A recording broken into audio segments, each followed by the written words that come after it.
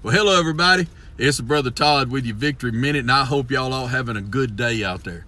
But we are in the middle of we've had a hard rain. It's cold, and you can probably tell from looking out the window there. I come out here to check cows.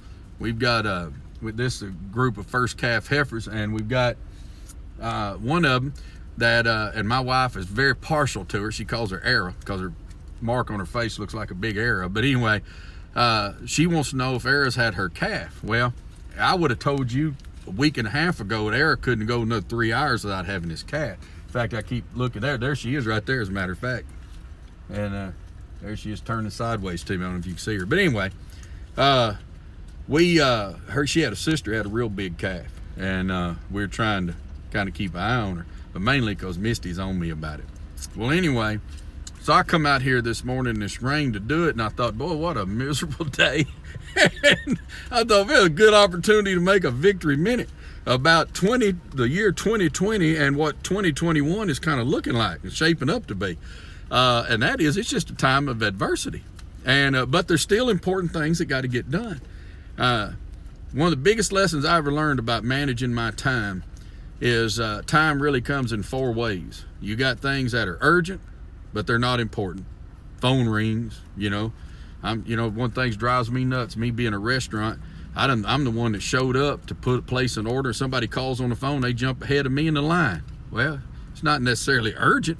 It's not necessarily important that the phone's ringing. Somebody go, you got a text. Okay, you got a text. I go, I'll look at it in a minute, and some things are not important and urgent. Some things are important and urgent.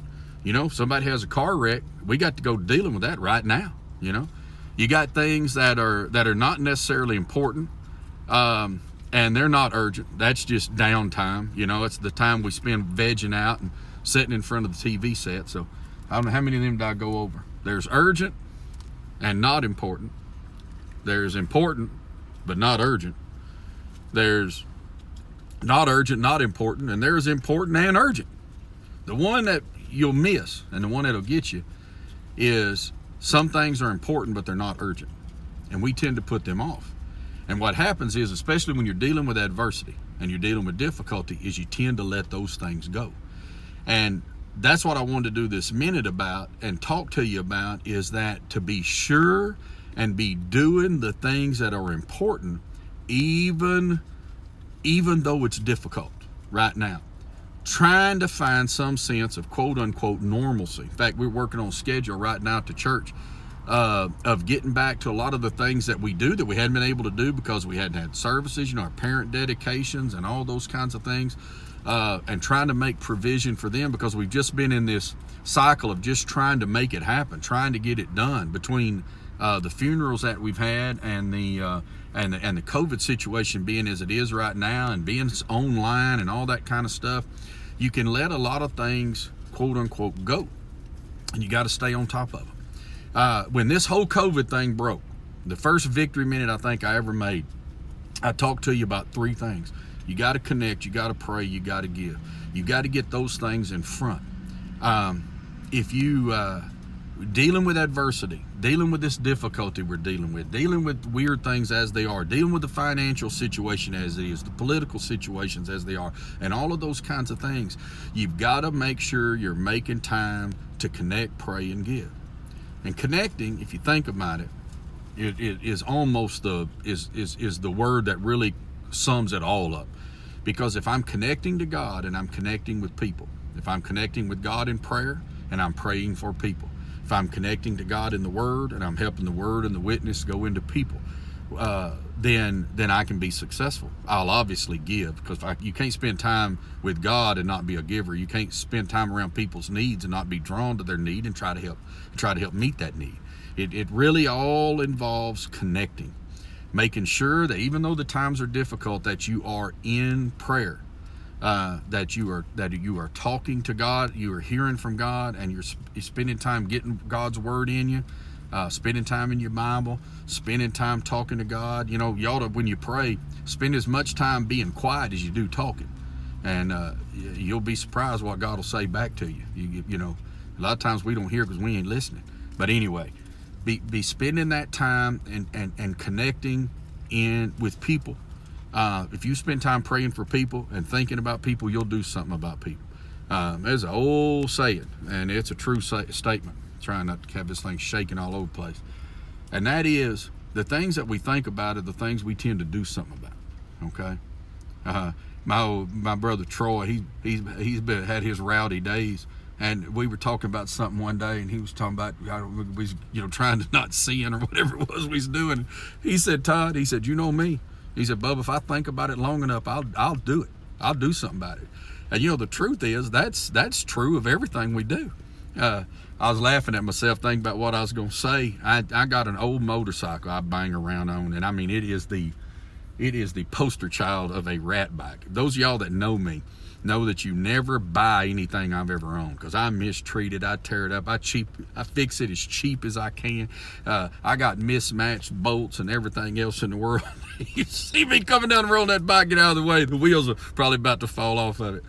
But anyway, if I study on something I want to work on that thing or do on that thing, sooner or later I'll pull out a credit card and I'll buy the part that I want for that junkie bike. It don't need one part. It ain't worth putting nothing on. But if I think about it long enough, I'll end up doing something about it. I'll do something with it.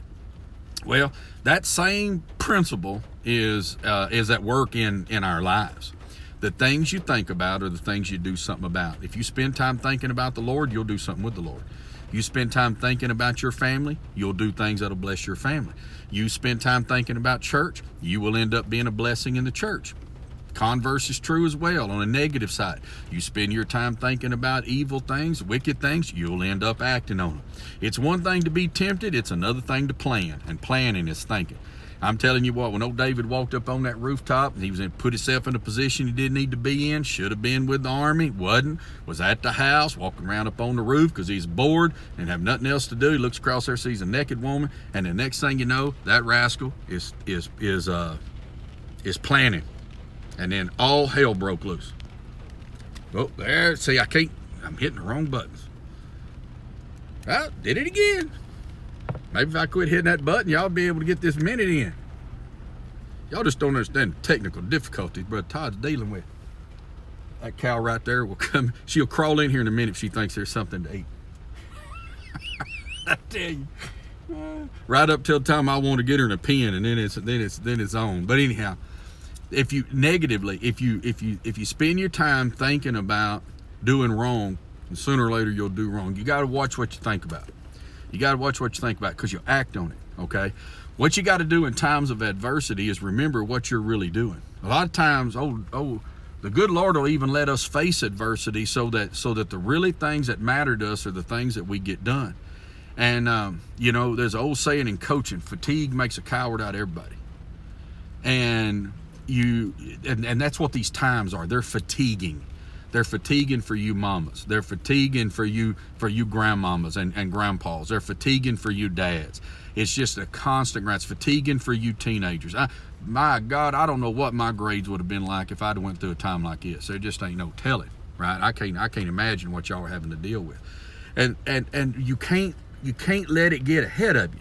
You can't let it get ahead of you. You gotta, even though it's raining, even though it's cold, you gotta go do the things you need to do.